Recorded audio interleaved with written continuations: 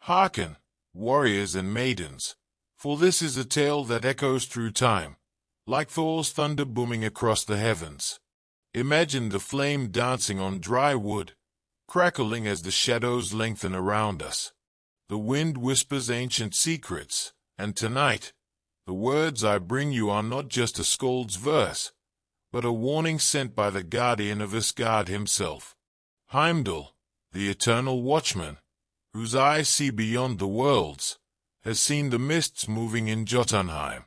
Something dark is rising among the giants, a threat that could sweep across Midgard like a furious gale. But a sign has been sent, not to a king, not to a warrior of old, but to a young man whose destiny has yet to be determined.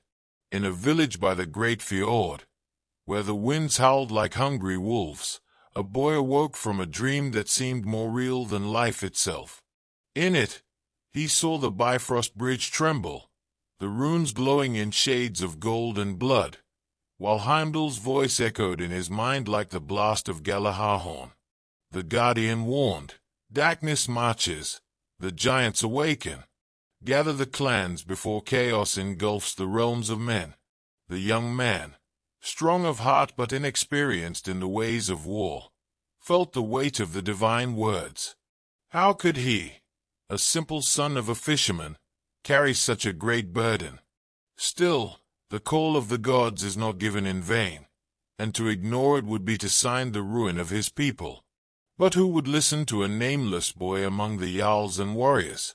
Who would rise under his banner against monsters whose footsteps make the earth tremble? The only certainty that remained was that he could not do it alone. If Heimdall had spoken, then the gods had already traced the path. All that was left for him to do was find it before it was too late. So begins this saga, not with an axe raised or a ship tearing through the waves, but with a dream, a warning, and a destiny about to be forged in the fires of battle. On the edge of the great fjord, where the icy waters stretched like a silver mirror beneath the pale northern sun, lived a boy named Sven. With 16 winters etched into his skin, he was neither a warrior nor a jarl's son, but simply a young man accustomed to the harsh routine of a fisherman. His world began before sunrise, when the winds were still sharp, and ended when the sky was already painted purple and gold. He knew the smell of salt, the weight of nets, and the treacherous dance of the tides.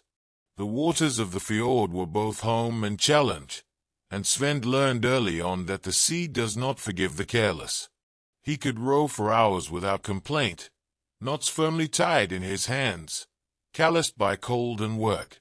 He was a simple boy, with few luxuries, but possessed of a stubbornness that his elders said was the work of the gods. His body, honed by work, was strong enough to carry barrels of fish and chop wood without much effort, but it lacked the imposing stature of a seasoned warrior. His axe, a tool before it was a weapon, was more familiar with the wood of the forests than with enemy steel. However, he wielded the short blade well enough to cut through the twisted branches and, when the need arose, to fend off the wolves that stalked the outskirts of the village on winter nights. His people lived under the protection of the jarl's warriors, but the patrols were not always around when the dangers of nature came to claim their toll. At such times, Sven and the other boys learned to fend for themselves. He was not a hero, nor a leader, just someone who knew that, at the end of the day, survival was enough. He dreamed little, not because he had no ambitions, but because life had always taught him that dreaming too much was a waste of time. There were fish to clean, nets to mend, wood to chop, and winters to endure. He saw no glory in the jarl's battles, nor did he desire the treasures their warriors brought back from their raids. His heart belonged to the land he knew, the waters that gave him sustenance. Perhaps in another time, his life would have followed this same path to the end. He would one day become a skilled fisherman, have sons to row beside him, and when his time came, he would set out like so many before him. But fate has strange ways of choosing its champions, and Sven, without yet knowing it, was about to be torn from his routine and cast down a path from which there would be no return. Ah, this is a special part of the story. For every great destiny begins with a dream, and Sven's dreams were made of heavenly gold and enchanted mists. Listen carefully, for this is the story of a young man who looked to the sky for answers, unaware that one day he himself would become part of the legends he loved so much. From an early age, Sven was carried away by the words skalds sang around the campfires. His heart beat faster when the verses told of Thor and his thundering hammer, of Odin and his lost eye in search of wisdom, of the gods who walked Asgard, deciding the fate of men. Each story was a spark in his restless soul, each chant an invisible call to something greater. While other boys dreamed of raising swords and winning glory on the battlefield, Sven longed for a glimpse of the golden halls of Valhalla, for an answer to the questions that burned in his mind. After all, if the gods really did look down on Midgard, couldn't it be possible that he himself would one day cross the heavenly bridge? When the nights were cold and the sky was clear, Sven would sit on the riverbank, his bare feet on the damp earth, staring at the horizon. And there, in the mists that danced over the water or in the flickering lights of the sky, he swore he saw Bifrost, a fleeting streak of colors that came and went like a half-remembered dream at dawn. The elders laughed, saying it was just stars, or the effect of the mead that fishermen drank before returning home. But Sven knew there was something more, and if Bifrost was there, even for an instant, it meant that the path to Asgard was not just a distant tale. It was real, and maybe, just maybe, one day he would find it. Some said he was wasting his time on such nonsense, that a young man his age should be more concerned with boats and less with the gods. But for Sven, the call was stronger than any advice. On stormy nights, when thunder ripped through the sky, he wondered if Thor looked down and smiled.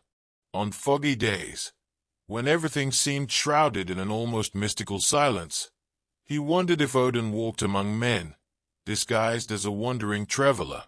And always, in every detail, in every shadow and light, Sven searched for signs, until the day the signs found him first.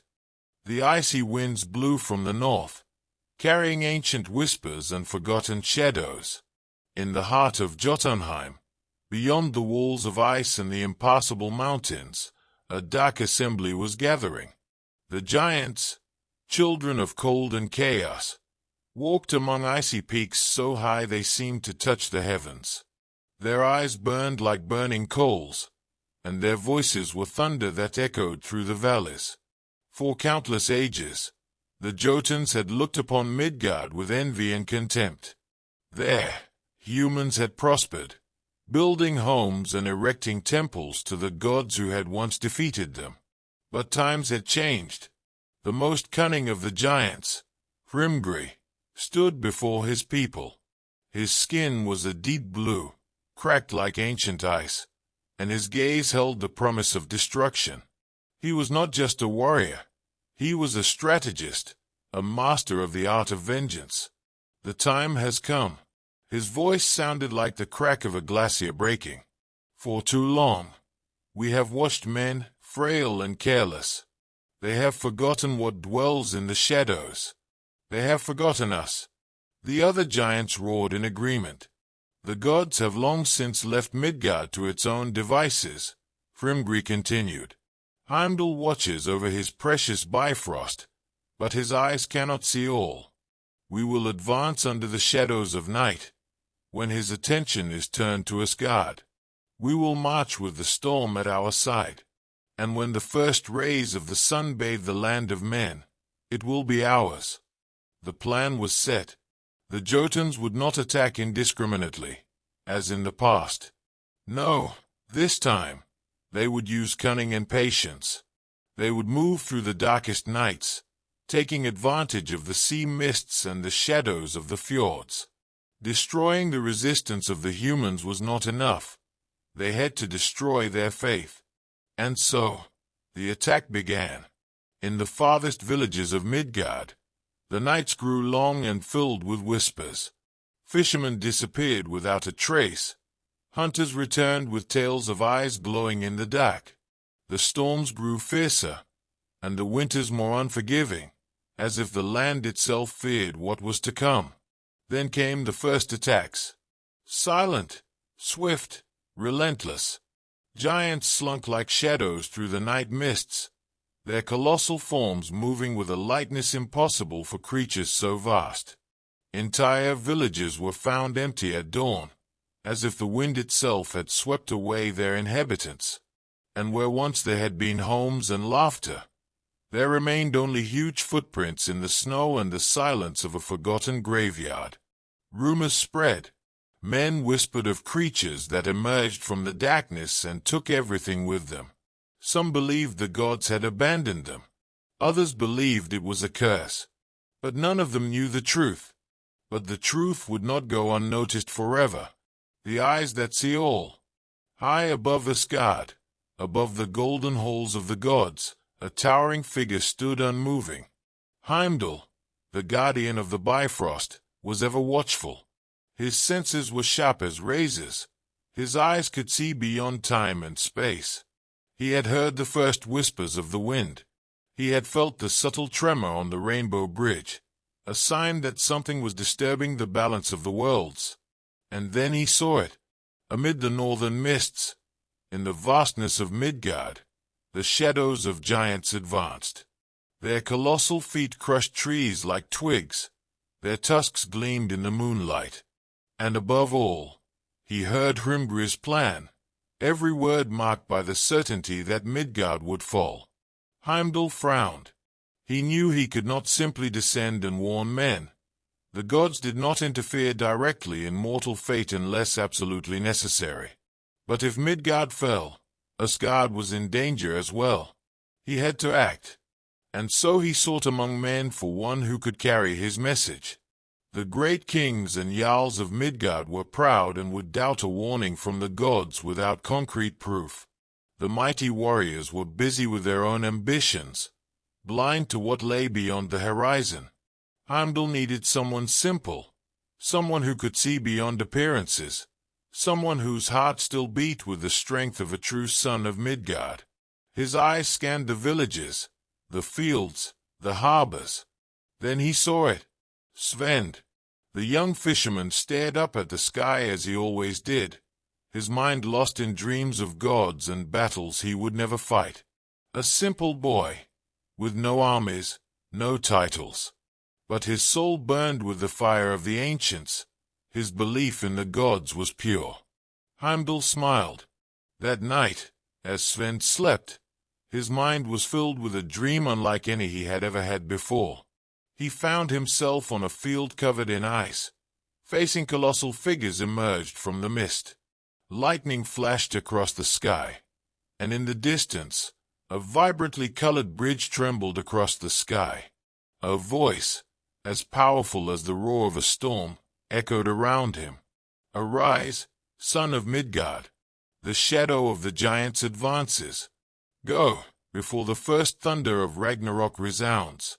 Svend woke with a start, his chest heaving, cold sweat dripping down his forehead.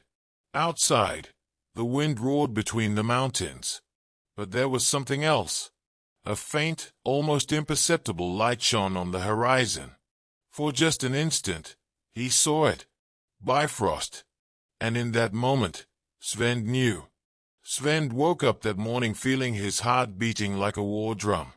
The cold of the sea was still in his bones, but something inside him burned with the force of thunder. Heimdall's voice still echoed in his mind, deep and irrefutable. The shadow of the giants advances. Go, before the first thunder of Ragnarok resounds. He stood up, panting, and then he saw it. Inside his tent, where only the weak light of the moon entered through the cracks of skin and wood, his hand trembled. But it was not fear that made it tremble. It was the mark. In the center of his right palm, as if it had been burned without pain, a symbol of golden light appeared, intertwining like the branches of Yggdrasil, the world tree. It moved slightly, as if it were made of pure divine fire. Sven swallowed hard. It was a sign, proof that Heimdall had spoken to him. But who would believe it? His clan, like most others, respected the gods, but feared those who spoke of visions. A fisherman bringing words of giants and destruction. Some would laugh, others would call him cursed. But Sven knew he had no choice. He grabbed his fur cloak, strapped his axe to his back, and set out. Sven's village was small, a town of fishermen and hunters. But even among the simple men, there was a code. Only the leaders spoke of war. Only the warriors spoke of battle. As he walked through the village in the dim light of dawn, the wind seemed to whisper secrets around him. He knocked on the door of the great hall, where the leader of his village, Ulfgar, slept. "Who dares disturb a jarl at this hour?" came the man's deep voice, before the door opened. Sven stood before him, trying to find words, but all he could do was open his hand and show the mark. Light danced across his skin. Ulfgar took a step back, his eyes widening. Is this a trick?" Heimdall spoke to me. Giants march on Midgard. The silence that followed was as heavy as the snow covering the rooftops. Ulfgar frowned, studying Sven, the fisherman who had never lifted a sword in battle. "What you're saying can't be true. The gods don't speak to us like that." Sven felt despair rise in his chest. "Then how do you explain this?" He raised his hand again. Ulfgar hesitated, but before he could answer, a loud crash cut through the night. The sound of horns being blown. It was the village watchman. Sven and Ulfgar ran outside. High on the hill, near the wooden palisades that protected the village, one of the guards was pointing toward the horizon. Smoke. Smoke coming from the south. While Sven struggled to convince his village, the giants were already advancing. To the south, entire villages had already fallen, not from fire or looting, but from their own desperation. The survivors fled, spreading rumors of colossal creatures emerging from the mountains. The first to fall were the settlements of shepherds and hunters. Their defenses were weak, and the fury of the giants was merciless. Some of them, as huge as the mountains themselves, dragged trees along their path, tearing down walls like toys. Others, smaller in stature but more agile, advanced under the cover of night, capturing warriors before they could cry for help. Hrimgri led his army like a shadow stretching over Midgard. He needed no hurry. Each village that fell meant more fear, and fear was a weapon as powerful as any axe. Soon, men will lose the will to fight. They don't just need to be defeated. They need to be broken. He knew that the true goal wasn't just to take Midgard. It was to make the men themselves give up before they could even raise their blades. And with each night, more lights went out on the horizon. In Sven's village, chaos was beginning to form. The fear in the warriors' eyes was visible, but Sven knew that they couldn't stand still. If we don't go to the other clans, they too will fall one by one. Ulfgar looked at him for a long time. Then, finally, he nodded. Take their word, fishermen, but don't go alone. Take men you trust. Sven felt the weight of the mission fall on his shoulders. He wasn't a warrior, but he was now the bearer of a divine warning. The next morning, with a small group, he set out. His mission was simple, but nearly impossible: to warn the neighboring clans and convince them to unite before it was too late. But with every step they took, with every empty village they found, it became clear that it might already be too late. The wind howled like a hungry wolf as Sven and his small band traversed the icy trails of the north. Every step was a challenge, not just because of the bitter cold, but because of the weight of responsibility he carried. The world he knew was falling apart. He saw signs of it everywhere he went: abandoned villages, still smoldering fires, trails of blood in the snow. The shadows of the giants spread like an invisible poison. But Sven had no time to mourn. He had to fulfill his mission. The clans had to be warned. They had to unite before it was too late. Sven knew he couldn't just go to the neighboring clans and demand their loyalty. He was no king, nor a renowned warrior. So he devised a plan. First, the Black Wolves clan, a fierce mountain people accustomed to fighting invaders and wild beasts. He would use the logic of survival. If the clans did not unite, they would all be hunted down and killed one by one. Then came the Stonehammer clan, a people of miners and blacksmiths, less accustomed to war, but valued for their skill with weapons and fortifications. To them he would speak strategy. They could not hide in their mountains forever, for the giants would crush every stone until they found them. The Red Raven clan, nomadic warriors, bounty hunters, always in search of battle and glory. To them he would use bloodlust. This was the war of their lives, a fight against enemies worthy of song. Finally, the Storm Shields, a clan of sailors and traders, who preferred the sea to land. To them, Sven would appeal to the duty of the gods. If they fled, where would they go? The giants would not be stopped by oceans. With this plan in mind, he set out on his journey. On the second night of their journey, as they camped beneath a clear, starry sky, Sven felt a call. It was no ordinary voice. It was something deep, like distant thunder within his mind. He closed his eyes and saw it. Bifrost gleamed on the horizon, like a flaming bridge between worlds. At its summit, Heimdall stood, holding Galahar horn, the horn of destiny. Time flows like a raging river, mortal. You follow the right path, but there is more to do. Sven tried to answer, but could not. Heimdall continued. The giants march faster than we expected. Soon, there will be no more villages to save. Gather the clans who accepted your word and lead them to where the ancient stones still tell stories. Then Sven saw it.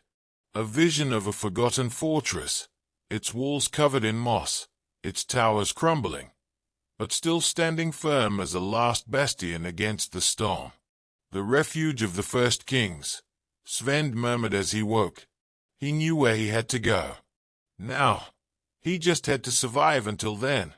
The Black Wolves were the first. When Sven reached them, he found a people already prepared for war. They had heard the rumors about the giants and were already fortifying their mountains. But Sven warned them, "You can fight alone, but you will fall alone. Together, we can stand. Together, we can survive." Their leader, a man named Scory, looked at Sven and then at the glowing mark on his hand. He didn't believe in miracles, but he wasn't a fool either. If Heimdall spoke to you, then perhaps the gods have a plan. We will march with you. A victory. But there were still many more to go. The stone hammers were harder. Sven found them hiding inside the caves, preparing to seal their entrances and hide until the war was over. "Do you think the giants can't crush your mountains?" Sven challenged. The clan elders murmured uncertainly. But when Sven showed his mark and spoke of the forgotten fortress, one of the warriors raised his fist.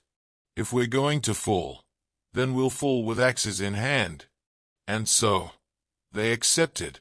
The Red Ravens, as expected, accepted without much resistance. A war against giants. One of the leaders laughed. "We've never had such a good fight." Finally, the Storm Shields accepted, but on one condition. "If the sea can't save us, then at least we'll fight with an escape route. Give us time, and we'll keep the boats ready." Sven agreed. They would need every option available. When the clans finally reached the ruins of the fortress, the scene was bleak. The walls were cracked, the gates rusted, but it was still a stronghold. Sven climbed the main wall and looked down at the men below. They were hunters, fishermen, blacksmiths, and mercenaries. They were not a trained army. but they were Midgard's last line of defense. Heimdall showed me this place, and now I show you. We are not here to flee. We are here to resist. The warriors roared their approval. And then, in the distance, they saw it. On the horizon, columns of smoke rose. The giants were coming. The air was heavy that morning. The first rays of sunlight barely managed to dispel the cold mist that covered the fields in front of the fortress. Silence reigned, as if the world itself held its breath before the chaos. Sven stood atop the walls, gripping his axe tightly. Around him, the clan leaders readied their troops. Blacksmiths sharpened blades. Archers took up positions on the ruined towers. Oak shields were lined up in rows. Then came the first sound, a deep, distant rumble. Then another, and another, like thunder marching across the land. The giants of Jotunheim were coming. The appearance of the giants. When they finally emerged from the mist, the men of the fortress felt the weight of fear. They were immense. Their bodies were formed of ice and stone, their eyes glowing like blue embers. Each step sank into the ground, cracking the earth. There were dozens of them, armed with log-sized clubs and swords made of eternal ice. And at the front, leading the invasion, was Kaka, the Lord of Frost. He was the largest of them all, his body covered in plates of glistening ice. In his hand was a spear made of the very cold of Niflheim. His voice was a frozen thunder. Foolish mortals! Today, Midgard will be consumed by ice. The warriors on the wall exchanged glances, but no one fled. It was now or never. The giants charged. Their enormous legs quickly closed the distance, and soon the first stones were thrown against the fortress. Giant blocks of ice and rock crushed part of the wall, sending some warriors falling into the void. But the defenders were ready. Archers of the Black Wolves fired flaming arrows, which embedded themselves in the flesh of the giants, making them roar in pain. The Red Ravens, swift as predators, attacked with spears tied to chains, lassoing the creatures' legs and bringing them down with force. At the gates, the stone hammers used cauldrons of boiling oil, pouring it over the invaders. The creatures' ice cracked, causing their bodies to shatter. But even with these strategies, the giants continued to advance. The fortress could not hold out for long. It was then that the sky shone. Suddenly, a beam of light descended from the heavens, like a golden spear piercing the darkness. At the top of the world, where the gods watch over mortals, Heimdall blew Gjallarhorn, the horn of fate. The sound reverberated throughout Midgard. The very winds changed. And then, out of nowhere, a storm formed over the fortress. The clouds swirled, and from them emerged golden warriors, Einherjar, the honored dead of Valhalla. They fell upon the giants like red thunder. With shining swords, shining shields, they cut off the advance of the Jotuns. The giants, who had previously marched without fear, now hesitated. And it was at that moment that Sven knew. It was time to counterattack. With a roar, he raised his axe and shouted, "For the people of Midgard! For the gods! Advance!" The warriors rushed out of the fortress, attacking furiously. The Black Wolves charged with swords and axes, felling the wounded giants. The stone hammers used heavy hammers, breaking their legs like sculptors shattering statues. The Red Ravens climbed the giants, slitting their throats with sharp blades. And the Storm Shields, who had been waiting for the right opportunity, attacked the fallen giants with spears and short swords. The battlefield was a chaos of ice and blood. Kaka, the Lord of Frost, roared in rage. "Damned mortals! I will crush you!" He raised his ice spear to strike Sven. But before he could act, a light descended from the heavens, and Heimdall appeared. The guardian of the Bifrost moved like lightning. With a single strike of his golden sword, he cut Karka's spear in half. The giant staggered, his expression of rage turning to fear. Heimdall glared at him with eyes of fire and said, "You will never belong in this world. Return to the shadows from whence you came." And then, with a final blow, Heimdall pierced Karka's chest. The giant roared, his body shattering into 1,000 pieces of ice. The other Jotuns, seeing their leader fall, fled in panic. The battle was won. The sun began to rise between the black clouds. The battlefield, once covered in ice, was now littered with the bodies of giants, dissolving in the wind. The warriors, exhausted and wounded, raised their axes and shouted in victory. Svend looked at Heimdall, who nodded. "You have proven your worth, mortal. Midgard is safe, for now." And then, in a flash of light, Heimdall disappeared. Svend looked around. They had done the impossible. Midgard still belonged to men, at least, for one more day. As the fire in the fire pit slowly died down, the flames danced in the cold night wind. The villagers, their faces illuminated by the flickering light, still looked with reverent eyes at the skald who, with his deep, echoing voice, had brought to life the story of distant lands and epic battles. His voice was softer now, as if each word were a reflection of the end of a cycle, the last stand of a people who had nearly been consumed by ice and death. And so, my friends, the war against the giants has come to an end. The skald paused, scanning the faces around him. He knew that in telling this story, he was not merely recounting a past event, but preserving forever the legacy of courage that had sustained those who fought and all who, like Svend, had given their lives in service to the greater good. But peace, as always, is fleeting. He looked up at the starry sky. The ice of the giants melted, but the wounds in Midgard would take years to heal. The soft music of the flames mingled with the cold winds of the night, and the villagers drew closer, silent, as if the distant echo of war was still alive in the air. Svend, the simple fisherman who dared to face a destiny he himself did not fully understand, returned to his village.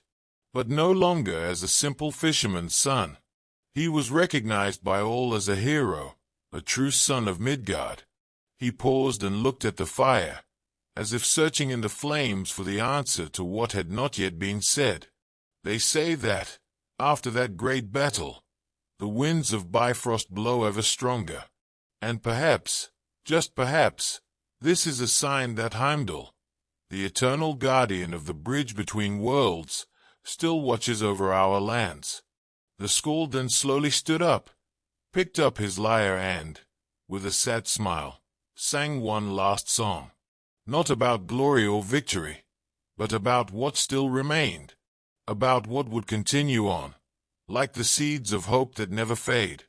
The winds of Bifrost, the burning fire, keep secrets that will never die. The battle was won, but the land remembers. The heroes who fought, who never forget, and in every heart that beat with fervor, lives the flame of sacrifice, eternal love. The sound of the lyre echoed in the night, the music dissolving into the shadows that took over the field. And so, around the fire, the villagers, with their eyes full of gratitude and reverence, knew that this story would become a legend that would be passed down from generation to generation, eternally. The story of Svend, the chosen one of the gods, and the battle that saved Midgard, would live forever in the songs and memories of a people who would never forget the last stand against ice and darkness. Did you like this story? Subscribe to the channel and turn on notifications so you don't miss the next epic sagas. The journey continues.